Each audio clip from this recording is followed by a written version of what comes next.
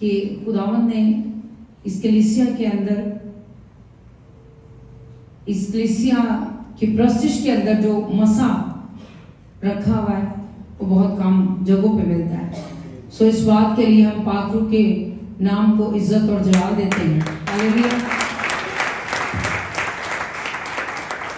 شکر گزار ہوں خدا کے خادم پاسٹر ذیشان صاحب کی، جنہوں نے آج شام مجھے خدا کے کلام کی خدمت کا موقع بخشا. اس کے بعد آج جن کے وسیلہ سے میں آپ کے درمیان موجود ہوں وہ میری پیاری بہن ناصرہ ڈیوڈ، جو کہ اسی کلیسیا کی ممبر ہے. ان دونوں میاں بیوی کی مشکور ہوں جن کے وسیلہ سے پاسٹر ذیشان سے ملاقات ہوئی، اور آج شام میں آپ کے درمیان خدا کے کلام کی خدمت کے لیے موجود ہوں. چونکہ پاسٹر ذیشان کا تعلق پشاور سے ہے، تو کلام کو شروع کرنے سے پہلے ایک بڑی قیمتی ایک چھوٹی سی ہسٹری میرے پاس ہے، وہ میں بیان کرنا چاہوں گی. بیت صدا شہر ہے پشاور پہنچنے سے پہلے. اس شہر میں تقریباً 4000 سال پہلے عطر کی فیکٹری تھی. بیت صدا سے عطر جو تھا وہ دلی شہر میں پہنچایا جاتا تھا، اور پھر دلی سے وہ یروشلم کی منڈیوں تک پہنچتا تھا، جہاں پر نوجوان کنواری لڑکیاں جو تھیں اس عطر کو خریدتی اور ایک بوتل میں جمع کرتی تھی. جب ان کی شادی ہوتی تھی تو وہ اس قیمتی عطر کو اپنے دلہا کے سر پر انڈیلتی تھی اور اپنے دلہا کو اس سے مسا کرتی تھی. تو میں سمجھتی ہوں کہ یہ ایک ہسٹری ہے بائبل سے جڑی ہوئی ہے 4 صدا کی پشاور کی. تو آج صبح جب میں پاسٹر ذیشان کے لیے آپ کی کلیسیا کے لیے دعا کر رہی تھی تو ایک دم سے میرے ذہن میں یہ تھاٹ آیا کہ پشاور سے ہی خدا نے ایک قیمتی شخص کو اٹھا کر کے اس کلیسیا میں ملیشیا میں لے کر آیا، اور پاسٹر ذیشان نے لوگوں کو، کلیسیا کو، مختلف نیشنلٹیز کو اکٹھا کیا اور آپ کے لیے بڑی اس چرچ کے اندر، اس کلیسیا کے اندر نجات اور برکت کا اسباب ہے. میں چاہتی ہوں اپنے پادری صاحب کے لیے زوردار تعریف کریں.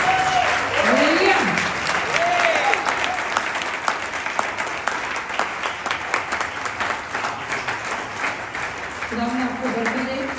آج کا جو میرا ٹاپک ہے بائبل مقدس میں، آئیں ہم ٹوٹے تاکہ برکتیں نازل ہوں. قضات کی کتاب میرے ساتھ مل کر نکالے گا، اس کا 7واں باب اور اس کی دوسری آیت مبارکہ.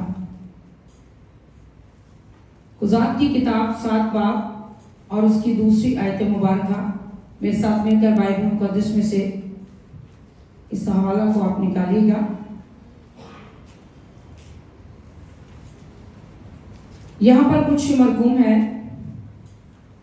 تب خداوند نے جدعون سے کہا، تیرے ساتھ کے لوگ اتنے زیادہ ہیں کہ میں مدیانیوں کو ان کے ہاتھ میں نہیں کر سکتا. ایسا نہ ہو کہ اسرائیلی میرے سامنے اپنے اوپر فخر کر کے کہنے لگیں کہ ہمارے ہاتھ نے ہم کو بچایا. خدا قدوس کے کلام کا پڑھا اور سنا جانا ہم سب کے روایت سے برکت ہو. مسیح خداوند میں میرے عزیزوں، قضات کی کتاب جس کو قاضیوں کی کتاب بھی کہا جاتا ہے، کلام اقدس بیان فرماتا ہے ایک سورما کے بارے میں کہ جب مدیانیوں اور امالیکیوں کے ساتھ اسرائیل کی جنگ ہونے کو تھی تو ان دنوں میں خدا نے ایک شخص کو، جو کہ ایک زبردست سورما تھا، جدعون، لکھا ہے کہ اس کا گھرانہ سب سے غریب تھا اور وہ اپنے باپ کے گھر میں سب سے چھوٹا تھا. خداوند نے اس سے کہا کہ میں ضرور تیرے ساتھ ہوں گا اور تو مدیانیوں کو ایسے مارے گا جیسے کہ ایک آدمی. جب ہم اس پورے باب کو، پیسج کو پڑھتے ہیں تو لکھا ہے کہ مدیانی لشکر کی تعداد جو تھی وہ وادی کے بیچ میں ٹڈیوں کی طرح تھی، اور ان کے جو اونٹ تھے ان کا شمار سمندر کی ریت کے ذروں کے برابر تھا. یعنی مدیانیوں کا اتنا بڑا لشکر، امالیکیوں کا اتنا بڑا لشکر تھا جو کہ اسرائیلیوں کے ساتھ جنگ کے لیے تیار تھا. بائبل مقدس میں لکھا ہے کہ خدا نے جدعون کو تیار کیا، اور جدعون کے پاس جو آرمی فورس تھی وہ تقریباً 22,000 لوگ تھے. اب خدا جدعون سے کلام کر رہا ہے اگر تو 22,000 لوگ لڑنے کے لیے جائیں گے تو یہ کہیں گے کہ چونکہ ہم تعداد میں بہت زیادہ ہیں اسی لیے یہ اپنے اوپر فخر کریں گے کہ چونکہ ہم زیادہ تھے اس لیے ہم جنگ جیت گئے.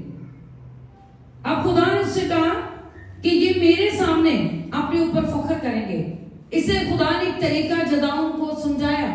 خدا نے اس سے کہا کہ تو ایسا کر کہ لوگوں کے درمیان جا کر کے ایک منادی کر, پرچار کر, اور ان سے کہہ کوئی ترسان ہے یا کوئی شخص جو ہراساں ہو, یعنی جس کی نئی نئی شادی ہو یا جو کوئی اپنا مکان بنا رہا ہو یا کوئی بیمار ہو یا کسی کے گھر میں کسی سبب سے کوئی مشکل ہو تو وہ واپس جا سکتا ہے.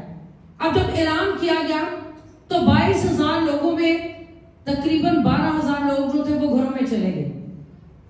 اب باقی جو تعداد بچی وہ تقریباً 10,000 لوگ تھے. اب خدا نے جب ان سے کہا یہ 10,000 بھی زیادہ ہے. اب لکھا ہے کہ خدا کی سلیکشن کا طریقہ دیکھیں.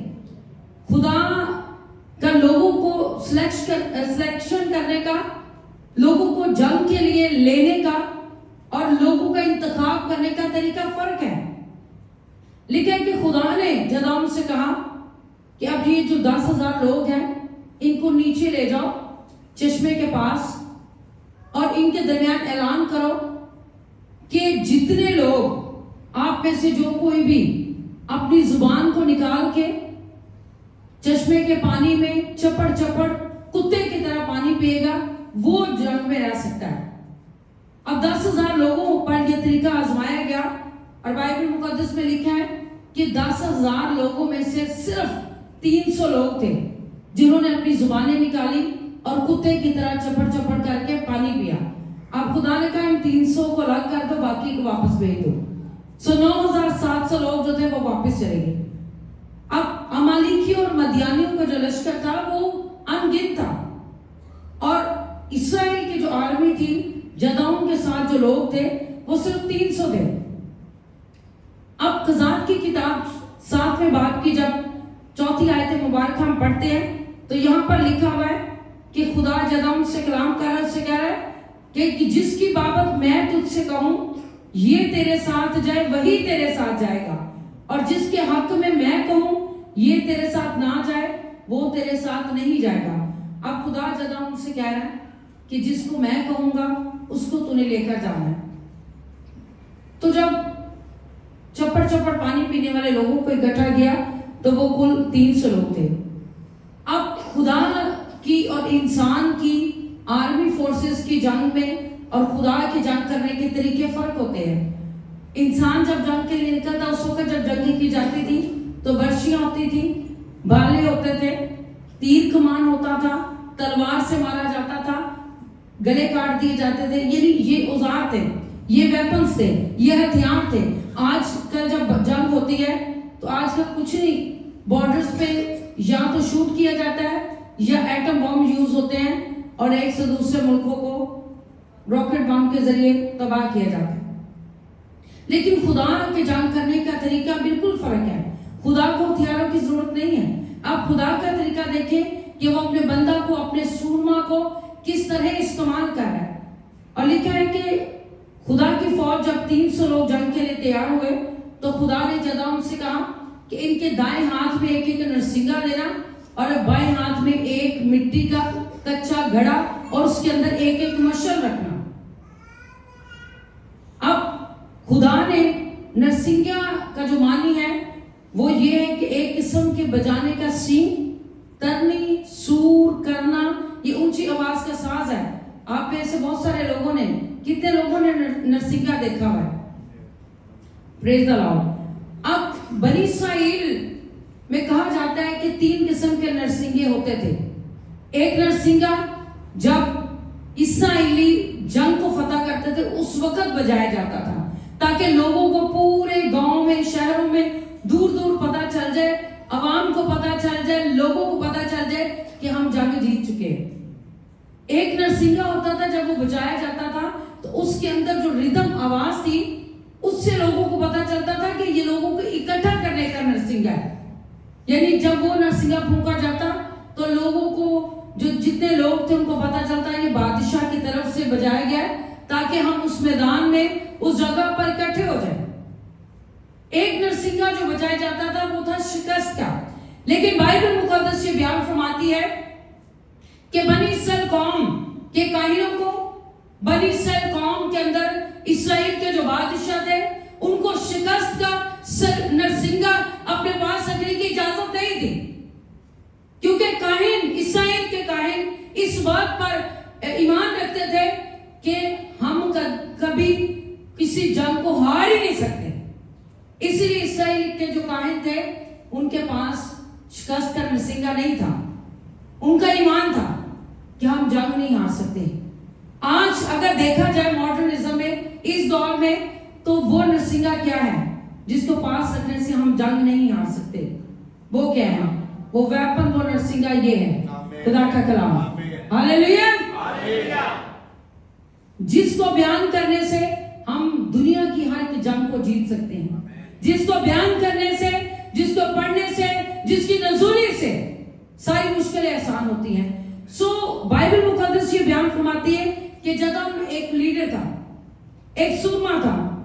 अब अगली आयत जब आप पढ़ेंगे तो वहां पर लिखा वो अपने लोगों से, अपनी टीम से कह रहा है। अब खुदा जदाऊं को गाइड कर रहा है। खुदा कह रहा है कि जिसको मैं कहूंगा वो तेरे साथ जाए, जिसको मैं ना कहूं वो तेरे साथ ना जाए। अब जदाऊं खुदा के लफ्जों, खुदा के ताबे है, और लिखा है कि अब जदाऊं अपनी टीम से, अपने लोगों से कह रहा है, लिखा है कि उसने भी यानी 300 लोगों से कहा मुझे देखते रहना। अगर 18वीं आयत पढ़े, 16वीं, 15वीं, 18वीं आयत, इन सारी आयतों मुबारक में लिखा है उसने कहा मुझे देखते रहना और वैसा ही करना, और देखो जब मैं लश्करगाह के किनारे पहुंचूं तो जो कुछ मैं करूं तुम भी वैसा ही करना। अब जो खुदा कह रहा है जदाऊन वो कर रहा है। उसी तरह जदाऊन अपनी टीम से, अपने साथ वाले लोगों से जो उसके साथ है उनको कह रहा है कि जो तुम मुझे करते देखो तुम भी वो करना, जो मैं तुमसे कहूं तुम वैसे ही करना। और लिखा है कि खुदा ने उसको मदियानियों पर हमलावर होने के लिए तैयार किया और खुदावंद उसको सिखा रहा है। अब जो मिट्टी का घड़ा था उसको बाएं हाथ में पकड़ा और जो नरसिंगा था उसको दाएं हाथ में। अब खुदा ने कहा कि 300 लोगों के 3 गोल बना दे, 100 लोगों की कितारें और गोल दायरे में इनके गोल बना।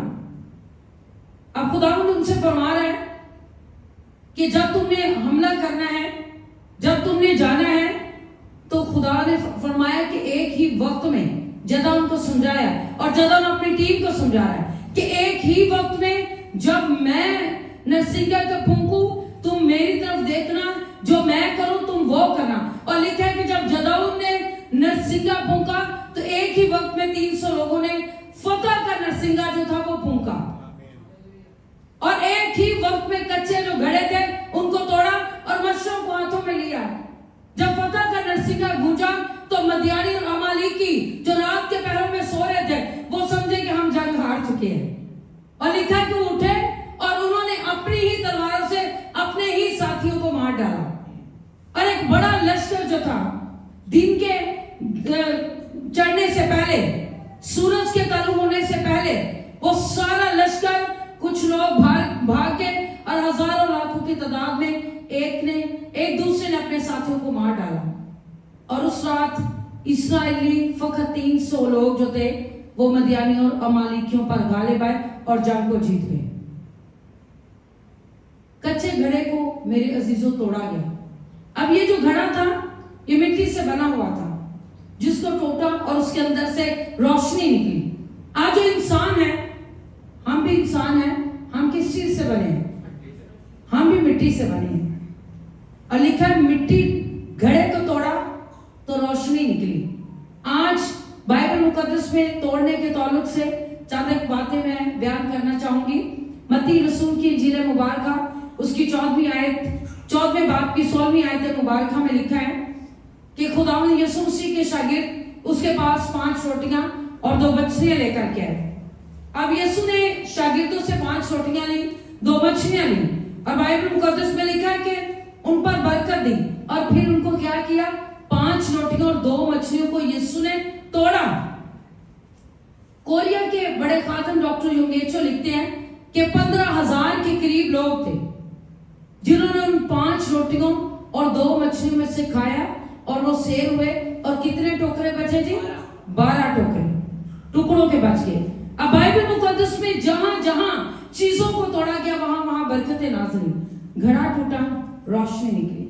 روٹیاں ٹوٹی، برکت نازل ہوئی. ہزاروں لوگ سیر اور سودا ہوئے. اب پہلا کرنتھیوں کا خط اس کی 11ویں باب کی 23ویں آیت مبارکہ میں لکھا ہے کہ جس رات خداوند یسوع مسیح پکڑوایا گیا اس نے روٹی لی اور شاگردوں کو توڑی. ابھی پادری صاحب عشاء ربانی سے پہلے بتا رہے تھے. اس نے شاگردوں کو کہا یہ میرا بدن ہے جو تمہارے لیے ہے. یعنی خداوند یسوع مسیح نے جسمانی بھوک کو مٹانے کے لیے 5 روٹیاں اور 2 مچھلیاں لی اور روٹیوں کو توڑا. اور لکھا ہے کلام اقدس میں ہم دیکھتے ہیں روحانی اعتبار سے روحانی روٹی جو کہ خداوند یسوع مسیح کا بدن ہے، جب وہ صلیب پر توڑا گیا تو ہم نے شفا کو، ہم نے نجات کو، ہم نے مکتی کو حاصل کیا. ہاللیلویا. اب یسوع مسیح کا بدن توڑا گیا ہمیں راست باز لانے کے لیے. یسوع مسیح کا بدن توڑا گیا ہماری باپ سے ملاقات کروانے کے لیے. یسوع مسیح کا بدن توڑا گیا ہمیں گناہوں سے معافی دلانے کے لیے. یسوع مسیح کا بدن توڑا گیا ہمیں آسمان کی بادشاہی کا وارث بنانے کے لیے. یسوع مسیح کا بدن توڑا گیا ہمیں ابدی آرام میں داخل کروانے کے لیے. یسوع مسیح کا بدن صلیب پر توڑا گیا. لکھا ہے کہ خداوند یسوع مسیح نے فرمایا کہ میرے بغیر کوئی بھی باپ کے پاس نہیں جا سکتا. راہ، حق اور زندگی میں ہوں. یسوع مسیح نے فرمایا. میرے عزیزوں، قضات کی کتاب میں گھڑے توڑے، روشنیاں نکلی. اور بائبل مقدس میں جب ہم زبور 51 اس کی 70ویں آیت مبارکہ کو پڑھتے ہیں تو وہاں پر لکھا ہے شکستہ روح خدا کی قربانی ہے. اور اے خدا تو شکستہ اور خستہ دل کو، مقدس داؤد نبی کہتا حقیر نہ جانے گا. یعنی جو شخص ٹوٹ کر خدا کی حضوری میں آ جاتا ہے، جو شخص ٹوٹ کر خدا کے قدموں میں جھک جاتا ہے، خدا اس کے دل کی فریادوں پر نگاہ لگاتا ہے. اور بائبل مقدس میں نئے عہد نامے میں فرمایا گیا ہے، پالوس رسول کے خطوط میں لکھا ہے کہ مغرور دل اور خدا مغروروں کا مقابلہ کرتا ہے مگر فروتنوں کو توفیق بخشتا ہے. خدا کو مغرور پسند نہیں. فروتن کا مطلب جو لفظی معنی ہے، فرو کا مطلب ہے نیچے گرانا، تن کا مطلب ہے بدن کو. ابھی پادری صاحب فرما رہے تھے کہ آپ جھک بھی سکتے ہیں، آپ سجدہ بھی کر سکتے ہیں، آپ جھوم بھی سکتے ہیں. کوئی شخص آپ کو آرڈر نہیں کرے گا، یہ سب کچھ آپ کے اندر سے ہوگا. چاہے ورشپ پر جتنا مرضی کہے، پاسٹر جو مرضی کہے، یہ ساری چیزیں آپ کے اندر سے نکلیں گی. تو لکھا ہے خدا کے کلام میں لکھا ہے خدا مغروروں کا مقابلہ کرتا ہے لیکن توفیق کس کو بخشتا ہے؟ فروتنوں کو. یعنی جو اپنے آپ کو خدا کی حضوری میں گرا دیتا ہے، جو خدا کی حضوری میں ٹوٹ جاتا ہے، جو خدا کے قدموں میں آ جاتا ہے، لکھا خدا اس کو توفیق دیتا ہے. بائبل مقدس میں ایک مغرور بادشاہ کا ذکر ہمیں ملتا ہے، نبوکت نظر. لکھا ہے کہ وہ مغرور بادشاہ تھا لیکن اس کو سزا ملی. اور بائبل مقدس میں لکھا ہے کہ 3 سال تک وہ گھاس کھاتا ہے، اس کو اس کی مغروری کی سزا ملی. اور ہم سب جانتے ہیں کہ بڑا جلالی فرشتہ لوسیفر آسمانوں پر پرستش کرتا تھا. حزقیل نبی کے صحیفے میں اور دانیل نبی کے صحیفہ میں مرقوم ہے کہ اس کی پرستش کے وسیلہ سے پاک روح جنبش کرتا تھا، خوبصورت تھا، اور اس کے سازوں سے ہیرے جواہرات نگینے اس کے پروں میں تھے. لیکن اس کے اندر حماقت آئی، اس کے اندر غرور آیا. اس نے کہا میں اپنے تخت کو خدا کے تخت سے بھی اونچا بناؤں گا، میں جماعت کے پہاڑوں پر بیٹھوں گا. لیکن لکھا ہے کہ اس کا یہ خیال، اس کی یہ حماقت، اس کے اس غرور نے، لکھا ہے خدا کے کلام میں، اس کو خدا نے گندگی کی طرح زمین پر پٹک دیا، اس کو اور اس کے ساتھی. میرے عزیزوں، بائبل مقدس اس کے بارے میں، مغروریت کے بارے میں، حماقت کے بارے میں بہت کچھ بتاتی ہے. لیکن آج شام جس بات کے لیے میں اور آپ یہاں پر متفق ہوں گے وہ یہ ہے کہ جب تک ہم خدا کی حضوری میں ٹوٹتے نہیں، جب تک ہم خدا کے قدموں میں نہیں آتے، جب تک ہم جھکتے نہیں، ہماری زندگی کے اندر برکتیں نازل نہیں ہوتی۔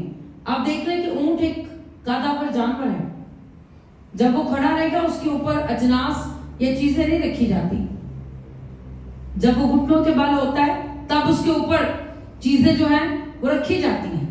اسی طرح جب ایک انسان خدا کی حضوری میں گھٹنوں کے بل ہو جاتا ہے، جب وہ جھک جاتا ہے پھر برکتیں نازل ہوتی ہیں، جب وہ ٹوٹ جاتا ہے پھر برکتیں نازل ہوتی ہیں۔ اور بائبل مقدس میں بھی لکھا ہے کہ خدا جب گڑھے توڑے گے تو روشنی نکلی۔ ایک انسان جب ٹوٹتا ہے تو پھر اس کے اندر سے روشنی نکلتی ہے۔ اصل میں ٹوٹنے کے بعد ہی اس کی زندگی جو ہے وہ صحیح طور پر روشن ہوتی ہے۔ بہت سارے لوگ ہیں جو کلام سے نہیں ٹوٹتے، پرستش سے بھی نہیں ٹوٹتے، کسی چیز سے نہیں ٹوٹتے، پوری زندگی گزر جاتی ہے، وہ ایک کونے میں ہلکی ہلکی تالیاں بجاتے رہیں گے، وہ اس ماحول سے الگ لگیں گے، وہ ایسے لگیں گے جیسے چرچ آئے نہیں، کیونکہ وہ اپنے اندر کی جو مغروری ہے، وہ اپنے اندر ایک الگ جو دنیا ہے اسی میں قائم رہتے ہیں، وہ اس ماحول کا حصہ ہی نہیں بنتے۔ وجہ یہ کہ وہ ٹوٹتے نہیں۔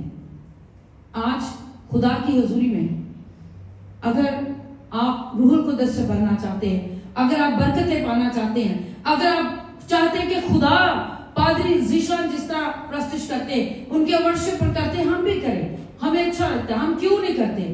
وجہ یہ کہ جب تک ہم ٹوٹ کے اندر سے خالی نہیں ہوں گے تب تک ہم کیسے بھریں گے؟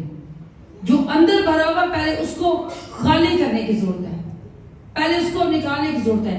ایک چھوٹی سی مثال ہے، اگر ہم کسی گھر کے برتن میں دودھ بوائل کریں گے تو ہم کبھی گندے یا بھرے ہوئے برتن میں دودھ ڈالیں گے کہ نہیں ڈالیں گے؟ بہنیں بتائیں گے نہیں۔ ہم کیا کریں گے؟ ہم برتن کو خالی کریں گے، ہم برتن کو صاف کریں گے، پھر اس میں دودھ ڈالیں گے۔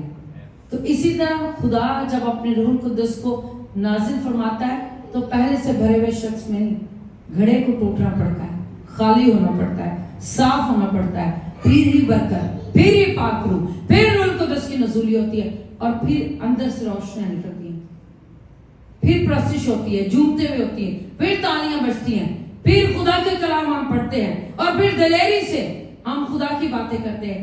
جب ہمارے اندر روشنی ہوتی ہے تو روشنی لانے کے لیے تاریکی کو ختم کرنا پڑتا ہے، تو تاریکی کو ختم کرنے کے لیے ٹوٹنا پڑتا ہے تاکہ ہم برکتوں کا حصہ بن سکے، برکتیں ہماری زندگیوں کا حصہ بنے اور برکتیں ہم پر نازل ہو۔ آج دنیا کے کسی بھی شخص سے پوچھ لیں، چاہے وہ پاسٹر ہو، چاہے وہ کلیسیا ایونجلسٹ ہو، بشپ ہو یا فادر ہو، کسی بھی قوم سے، کسی بھی دین سے، مذہب سے ہو، مسالک سے ہو، کوئی دنیا کا ایسا شخص، مرد عورت بچہ، کوئی آپ کو ایسا نہیں ملے گا جو آپ سے کہے جی مجھے برکت نہیں چاہیے۔